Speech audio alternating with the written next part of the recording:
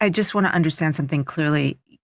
Donald Trump was found liable for sexual abuse in a civil court. He's been accused by many women. You don't believe any of that? I think the most serious thing I've heard about him has been the E. Jean Carroll allegation that he sexually assaulted her in a Bergdorf dressing room. And I don't believe one word of that. There There are other women who have said. I know. I've interviewed some of them. But look, the things I heard were included things like he got handsy on an airplane. Now, I don't know whether that happened or it didn't. But do I find that a deal breaker for a possible politician? Not really. At least I reported on their stories and did them the courtesy of bringing them to air in front of millions of people and let the audience make up its mind.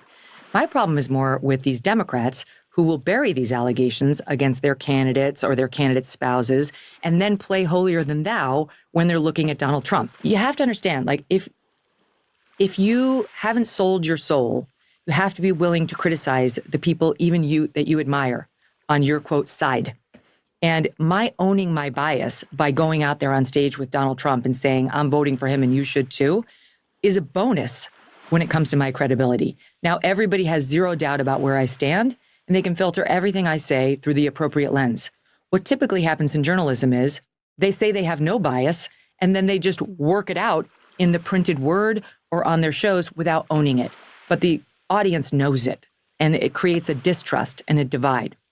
When it comes to Trump and me, no, my own personal opinion is most of the allegations against him are much more complicated than the mainstream media would have you believe. And I don't think Donald Trump is a rapist or a sexual assaulter. I do think he's taken inappropriate liberties with women and gotten handsy with them in a way he's owned himself. Okay, years ago when he was a celebrity, and it is what it is. That's the past. But it's just about so much more than that. We are talking about how many people dying at the southern border because of the invasion that we've suffered under Joe Biden. We're talking about Laken Riley, whose killer was let in under Biden. We put him on a taxpayer flight down to Georgia where he murdered her. I don't give a about Trump getting handsy with somebody 20 years ago. I want someone who will close the border, which he has. I want someone who will keep boys out of my daughter's sports, which he has.